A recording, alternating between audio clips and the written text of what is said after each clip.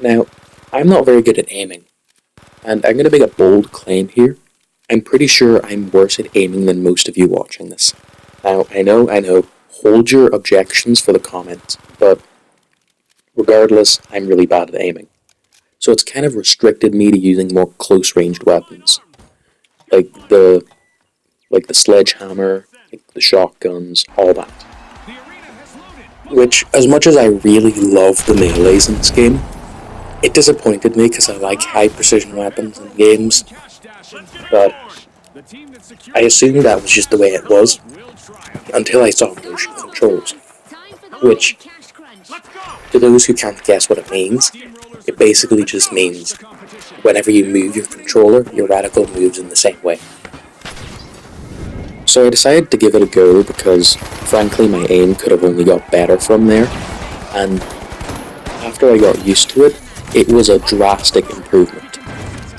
It was so much more comfortable, and it really felt like, I could actually do what I want when I want, aim-wise, because it just felt more snappier and more intuitive. So, because I've seen the light of motion controls, I've decided to take it upon myself to spread the good word, and hopefully convince you to even try it out for a bit. However, I will make a disclaimer here. Firstly, your controller needs to be compatible with motion controls. I know not all of them are.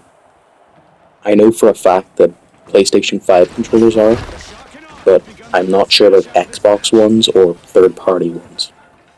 So you're going to have to check that for your controller specifically. And second, it's going to feel really awkward for a while before you get used to it. So what are the benefits of motion controls? Well, the first major benefit is the fact that there's a lot more control over your reticle movement than with a joystick. The main problem with a joystick is there's not a lot of movement you can do with the joystick. You don't have much control over it. So you either have high sensitivity and you can't aim at anything more than 5 meters away from you, or you've got low sensitivity and it takes you 5 minutes to turn around to face something that's shooting you from behind.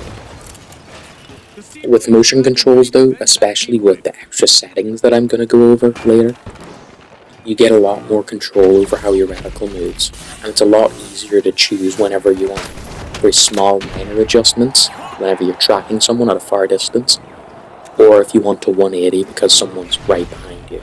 It's way easier to do both of those things than it is with just normal sensitivity and a joystick. Additionally, recoil management becomes far easier, because instead of moving your controller joystick downwards and also in the direction of where the enemy is moving, and also considering any sway from the weapon, instead of that, you can just move the controller while aiming down.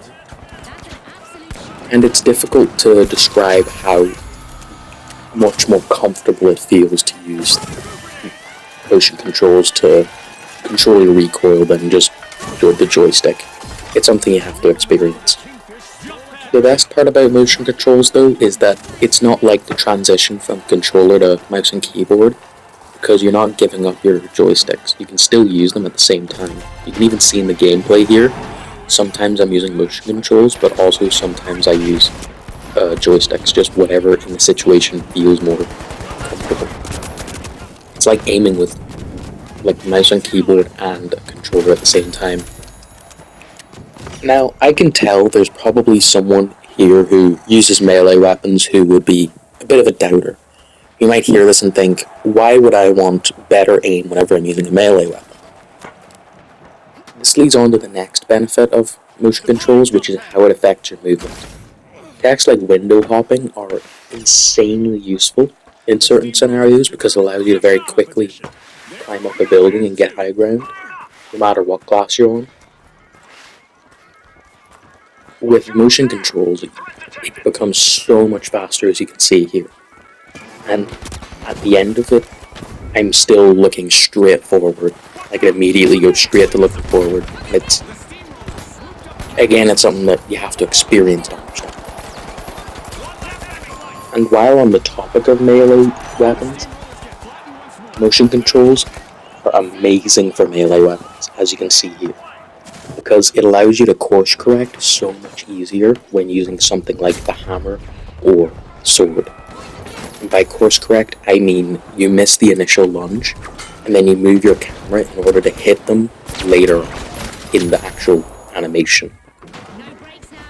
So now that I've been saying the praises of motion controls, and hopefully you've been convinced to at least try it out, what's the main problem with it?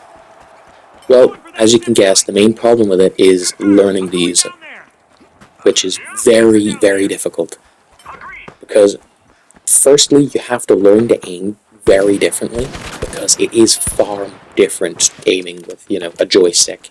You're not going to be used to aiming with moving the actual controller itself, believe me. So you're going to feel really awkward learning it. And then unfortunately, as much as I love to be able to lie and say you could do this, even if you copy my settings 1-to-1, you're going to have to find what works for you. You're going to have to see what you find comfortable, and if it feels a bit awkward, mess with the settings a bit. Change one setting, go, I kind of like how that looks, but it's too much. Turn it a little down. That's not enough. Turn it up a bit. You're going to have to do a lot of fiddling to get what works for you. And I'm not going to lie to you about that. It's a bit annoying. The important thing is that if you're going to give it a go, give it a proper go. Don't just switch it on for one day, realize it feels really awkward at the start, and then switch it off and never use it again. If you're going to try it, do it properly. Do it for like maybe a week, fiddling with the settings to see what works for you, and, bearing through the difficulty. So now I'm going to get into explaining how I set up my motion controls and what works for me. But before going through that though, I'm going to just put it up on screen what I've got if there's people who just want to copy it, but I wouldn't recommend that, because what I've done is I've reset everything and I put my settings back in place, and while doing that I explained what they do and shown what they don't. So you get a better understanding of what does what. And if you decide, oh, this is a bit too sluggish for me, then you can decide to do something about it, like turn down the smoothness. So here I'm in the practice range, and I've taken the liberty of resetting all my motion sensor, settings, and basically I'm going to talk through some of it and explain how it works. So firstly, what you'll notice is I've switched it on. That's the first thing. And personally, I use orientation. Like, the orientation is around the player. I feel that's most comfortable, but it's whatever's most comfortable for you. Again, you're going to have to fiddle with some of this to realize what stuff means. But, active mode, that's, only in zoom, never in zoom. And then look input effect. That's basically, I think it's if you're looking left and move the joystick left, but at the same time that it moves faster. I think that's what it is. Now, sensitivity, you start at 1. However, I've moved it up to 4.5. Now, you'll notice with my aim, it's a lot more jittery, and it'd be quite difficult to aim like this, especially when you're stressed, because whenever I first had it on, this is kind of what my aim looked like. And if I got stressed, it did look like that. So I'll get to how we fix that later. By the way, whenever I do that just means I'm checking basically an image. So, right now I'm checking an image. So,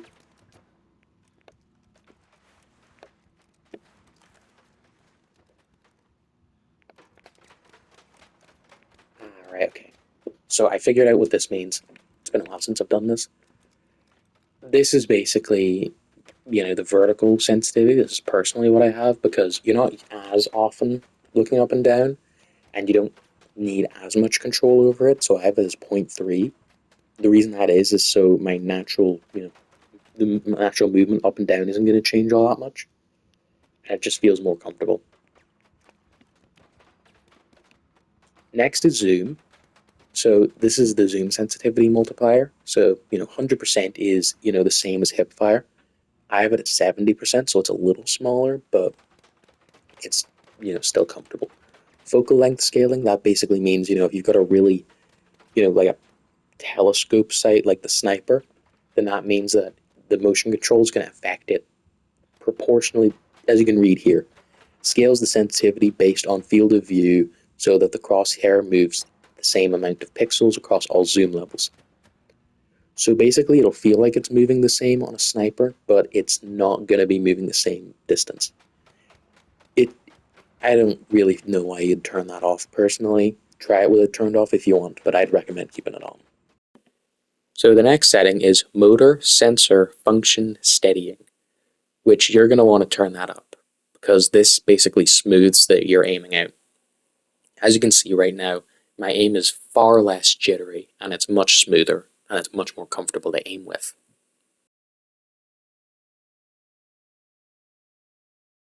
Just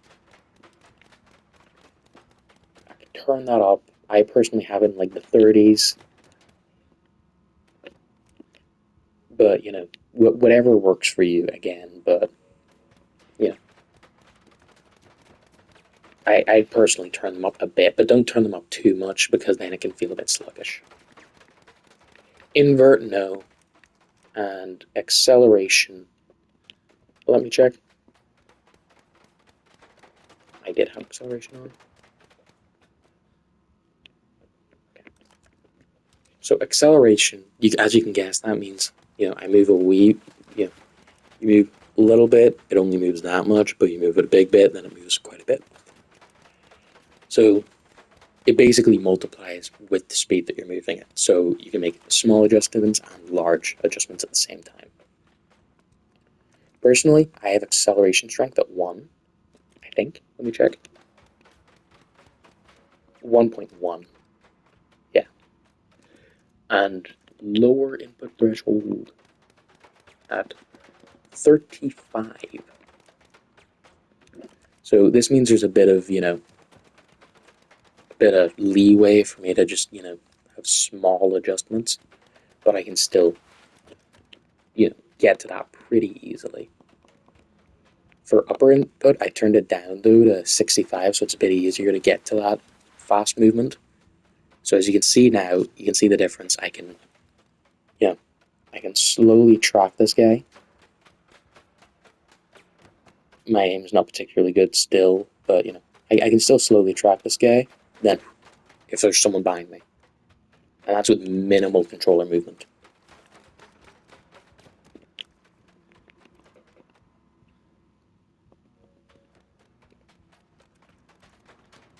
Now, vertical acceleration, I personally didn't change it because it didn't feel different enough for me to warrant it.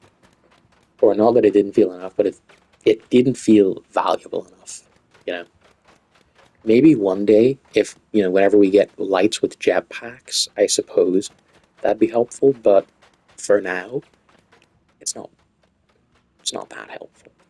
And flick stick, if you're wondering what that is, it basically means if I turn it on, okay, it doesn't let me show it here, but I've gone out the settings, but you look straight down, then it'll 180 you.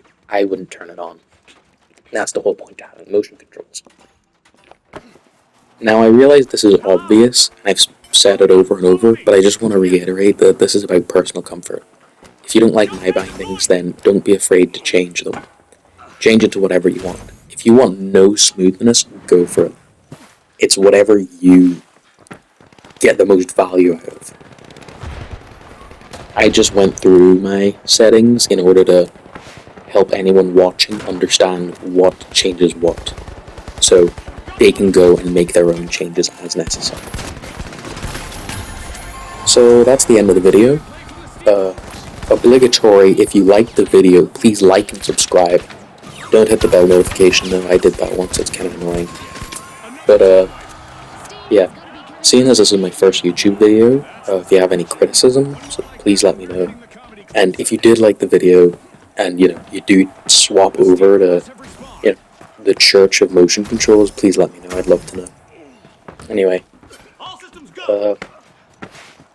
have a good day, I suppose.